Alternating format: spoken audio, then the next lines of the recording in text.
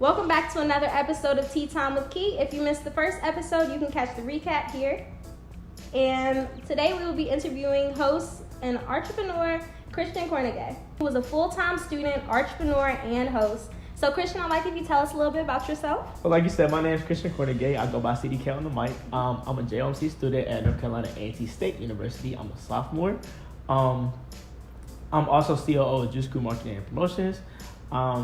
I am a WDRB Media radio personality. I have a show called Plugged In Radio. It comes on every Saturday morning at 9:30 a.m. And I'm also a campus host for A&T as well. Okay, so you guys hear he does a whole bunch of stuff, and he's also a full-time student. So I think that's just really important to point out that he's able to juggle all these different things while being a full-time student, entrepreneur, and host. So the first question I want to ask you is, what got you into hosting? Summer of 2017, my senior year, like the year I graduated, going into college. Over the summer, I was playing around, like at parties, just laughing, joking with my friends, getting on the mic, just joking around. Then I got a call by a dude named Quentin Dorsey, also the CEO of Juice Crew. He called me and asked me, do I host? And at first I was like, yeah, you know what I'm saying? Like, I thought it was a joke. And the next party, I didn't know that the next party or the next event they had, I was going to actually be hosting. So I did a party called Summer Jam Volume 2 with DJ Sarge and Juice Crew. So that happened in Raleigh, North Carolina. I would say really going into my freshman year, I was really doing a lot of Juice Crew events, things like that. So I was just doing things in the club. At first it was more like a joke, but then it became serious like later on down the line. So hosting was never something that you sought out to do originally. It was just something you kind of were natural at then. Really, I'm gonna say I was started in church. That's what I really want to say. I started in church. I was doing things like presiding, master of ceremony, things like that. Then I was doing campus events at my school, as in like Southeast. I was doing things. I was the president of a few clubs, so I had to speak a lot. I did a lot of public speaking, but I never hosted events like I would say. I didn't. Not really. Right. So what other activities would you say attributed to your success with hosting that have helped make you very successful hosting? Surprisingly, band. Because of the mental aspects and the mental things you have to go through in band, helped me become more of a man when I went to college, and that translated to my business life.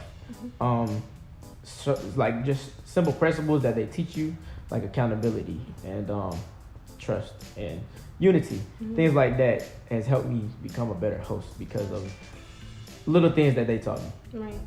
And how do you juggle being a full-time student and hosting? Because I mean, you have to be on the night scene now, hosting parties. So how do you go from partying at night and going back and being a full-time student in the day? Really, with band, when they took like 99% of my time, I learned how to manage that extra 1% to, you know what I'm saying, do school and hosting. So like when I did band, I would go to class, then I would go to band practice from like 4 to 11, 4 to 10:30, whatever the case may be. Then I would go to the campus event. I would go to my dorm first, you know what I'm saying, shower. Then I would go straight there, and then I come back and I would dorm for the next event and do homework. So like then the next season, my sophomore year, I didn't march. So I had more time to actually like focus on me and school, because my first semester was kind of rough, but my second semester I picked back up and I got myself together. So at first it was a struggle, but then time management, the things I learned in band helped me to become more of an academic student and be a host at the same time. Did you have to give up anything important to you to keep hosting? Actually, a couple of things. Band was one, like I said before, I marched at A&T for a year. I did band for 10 years. Like I got it tatted on me, everything. Like it's serious. Like band was very serious to me. Coming into band was a part of my life. But knowing the time that you have to devote to band and knowing the time you have to devote to have a successful business, because when you're a host, it's not even just you hosting an event. Like I tell people, that's 10%. You being on social media, you building your brand, branding yourself, networking, marketing yourself. All that is a 24-hour job. So financially, I worked at McDonald's like the summer before I came to college, and every check I took out to put into hosting and investing in myself. As far as getting my logo done, getting my filters done, getting me a cameraman, the whole 9 yards. Everything you can think of, I had it for my business because that's what I wanted. Because the more you invest into yourself, the more money will come later on. And like now, I'm doing radio, so like I'm not really starting over, but I'm starting back at the bottom mentally, because I had to work my way back up. So now that I'm getting more comfortable as far as an event host and getting booked gigs, pretty much 2 or 3 times a week. That's consistent money. I'm putting that money back into radio so that I can go on radio show, and then once my radio gets up, move on to television. Right. So you kind of sound like me. I kind of think of this philosophy like until we're like really where we want to be yet, and even when I get to where I want to be, I just feel like you keep investing back into yourself. Right. Everything you do make, like just invest that back into yourself, because like you said, in the long run, it will pay off. So that's big. So another question I have is, what's your why? Like, what really keeps you going with hosting and everything that you do? My why is the people. The people is really why I do this. Like, and people say that all the time. That's very cliche. Like, I mean it, because you can tell when people, if you wouldn't do it for free, you shouldn't be doing it. Right. Like, I hosted over 100 events for free. Like, hundreds of events for free. Like, it's probably more events than I got paid for, to be honest, within the whole year and a half that I've been out. But now it's definitely starting to pay off. Because now, yes. But the people and me, like, I just feel like it's really me. Like, of course, my major is multimedia mass communication. So, me being a JLMC student, this is also like going into my work field. So, I feel like the energy that I get from people and the smiles and the events just going as planned. Like, as far as me working with Fresh Empire, like with teams and things like that, knowing that they're not in the streets doing what they're not supposed to be doing. I know if they're at an event with me, they're having a good time doing it the right way. Right.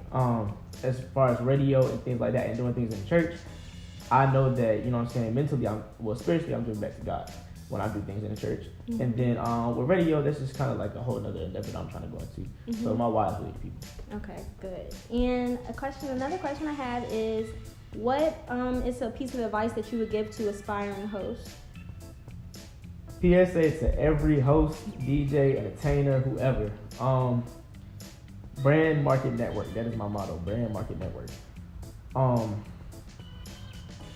Put yourself first, but remember why you're here.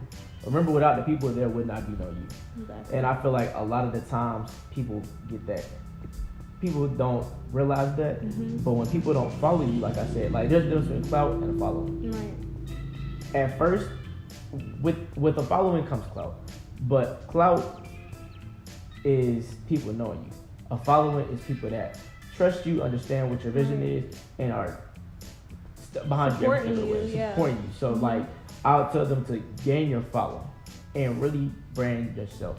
Like, put everything into yourself, because at the end of the day, yourself is you're all you got. So I feel like branding and marketing yourself is the best advice I can give to you. So when he gave y'all some really key advice, he gave y'all 3. Y'all remember, write them down, because y'all can see how successful he's already been.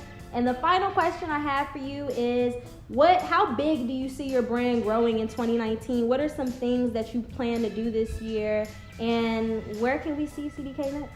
Y'all can subscribe to my YouTube channel at CDK on the mic. Follow me on Twitter, CDK on the mic. I have my radio show that's gonna be on my YouTube channel. I have things and the tools to go national this year.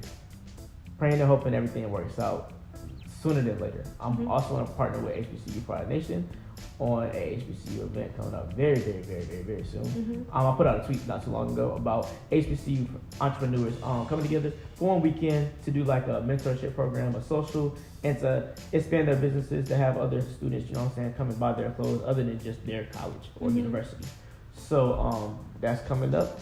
And then as far as me as a host, maybe I might be on TV by the end of this year. Commercial coming out, maybe. Can't really say too much about that. Right. But those are some smaller or bigger accomplishments that I would like to have by the end of the year. Okay. Well, you guys heard it here first. We just finished interviewing Christian Kornegay, and I'm really excited that we got to have this interview. This was my first time actually meeting him, and he was great from the time he got over here, laughing at my jokes and everything. So I'm going to make sure I plug all his information in, and thank you guys for watching.